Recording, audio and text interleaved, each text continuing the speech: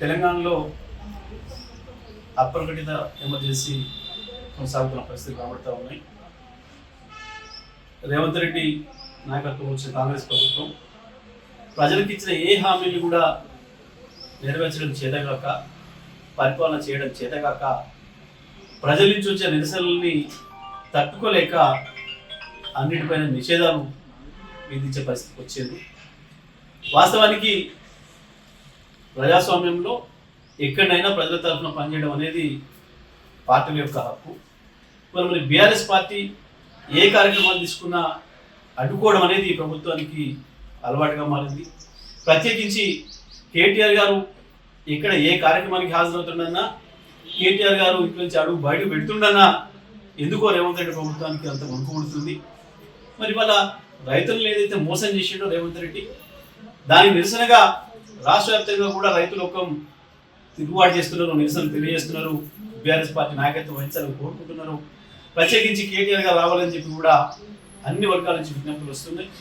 దాంట్లో భాగంగా ఇవాళ రైతులకు ఏదైతే మోసం చేసిండో రేవంత్ రెడ్డి, రుణమాఫీ విషయంలో కావచ్చు, రైతు భరోసా విషయంలో కావచ్చు, మిగతా అన్ని విషయాలలో మోసం చేస్తున్న విధానికి నిరసనగా నీళ్ళ విషయంలో కూడా ఒకవైపు కృష్ణా గోదావరిలో నీళ్లు ఉండి కూడా నీళ్ళు ఇవ్వలేక ఇవాళ పొలాలను ఎండబెడతా ఉన్నాడు.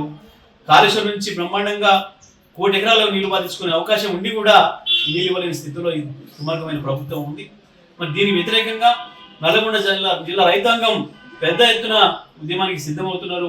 వాళ్ళ నిరసన తెలియజేయడానికి ప్రజాస్వామ్యబద్ధంగా బీఆర్ఎస్ పార్టీ కార్యవర్గ అధ్యక్షుడు కేటీఆర్ గారిని ఆహ్వానించి రేపు రైతు ధర్నా నిర్వహించుకోవడానికి అవకాశం ఉంటే, అనుమతి అడిగితే పోలీసులు గతంలో ఒకసారి వాయిదా వేసుకోమని అడిగినారు. వాళ్ళ కోరిక మేరకు వాయిదా వేసుకున్నాం. మళ్ళీ వాళ్ళ పనికిమాల సాకులు, కుంటి సాకులు చూపిస్తూ మేము ఏర్పాటు చేయలేమని చెప్పి ఇవాళ మేము రిజెక్ట్ చేస్తున్నామని చెప్పి ఇవాళ రేపటి తెలంగాణ ధర్నాను బీఆర్ఎస్ పార్టీ రైతుల తరఫున నిర్వహించే ధర్నాలు ఏదైతే ఉందో దానికి అనుమతి ఇవ్వకపోవడాన్ని నేను తీవ్రంగా ఖండిస్తూ ఉన్నా. ఎట్టి పరిస్థితులలో అనుమతి ఇచ్చి తీరాలే, మా ప్రజాస్వామిక హక్కు. నేను ధర్నా జరిపి తీరుతాం, అందులో సందేహమే లేదు. ఏ పరిస్థితుల్లో కూడా కోర్టు ద్వారా కూడా మాకున్న అవకాశాన్ని మేము వినియోగించుకుంటాం. స్పష్టంగా మేము ఈ నెల 14వ తారీఖునే గతంలో పెట్టుకున్నాం. మేము వాస్తవానికి పెట్టుకున్నప్పటికీ కూడా జిల్లా పోలీసు యంత్రాంగం మమ్మల్ని రిక్వెస్ట్ చేశారు. ప్రత్యేకించి నాతో కూడా మాట్లాడి, సార్ ఇప్పుడు ట్రాఫిక్ ఇబ్బంది అవుతుంది, హైదరాబాద్ నుంచి అందరూ కూడా ఆంధ్ర వైపు తరలిపోతున్నారు కదా, దయచేసి మీరు ఇంకో సమయం తీసుకోండి, మేము అనుమతిస్తామని చెప్పి వాళ్ళు కోరిన పిలుపునే మేము ఈ నెల 27వ తారీఖు మేము వాయిదా పెట్టుకున్నాం. 19-20లలో కూడా అట్టించి వచ్చే అవకాశం ఉందని మాకు తెలుసు.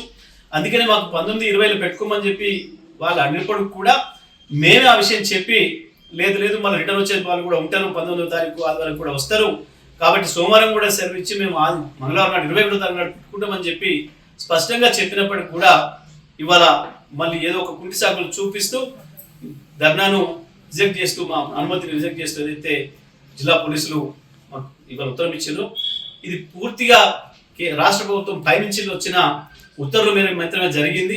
ఇక్కడ జిల్లా పోలీసు యంత్రాంగానికి అక్కడ అంత ఇబ్బందులు జరిగే పరిస్థితి ఏం లేదు. గతంలో కూడా మనం చూసినాం, మహబూబాబాద్ ధర్నాప్పుడు కూడా కుంటి సాకులు పెట్టి రిజెక్ట్ చేసిండ్రు. అయినప్పటికీ కూడా మేము కోర్టు అనుమతితో పోయినాం. వేలాది మంది వచ్చినప్పటికీ కూడా ప్రశాంతమైన వాతావరణంలోనే మా ధర్నా జరిగింది. కేటీఆర్ గారు ఎక్కడికి వెళ్ళినా సరే ప్రశాంతమైన వాతావరణంలోనే ప్రజలందరూ కూడా నిరసన కార్యక్రమాలు వ్యక్తం చేస్తున్నారు. నల్లగొండలో కూడా రేపు అదే పద్ధతిలో చేస్తాం. ఎట్టి పరిస్థితుల్లో కూడా ధర్నా నిర్వహించి తీరుతాం. ఇది మాకుండే హక్కు. పార్టీగా ప్రజల తరఫున కొట్టాల్సిన బాధ్యత మాకుంది. ఈ రేవంత్ రెడ్డి ప్రభుత్వం ఇప్పుడే ఏడాది కాలానికే భయపడిపోతూ ఉంది. వీళ్ళ పెరిగితనం మాకు అర్థమవుతుంది, వీళ్ళ చేతగాని పరిపాలన విధానం మాకు అర్థమవుతా ఉంది.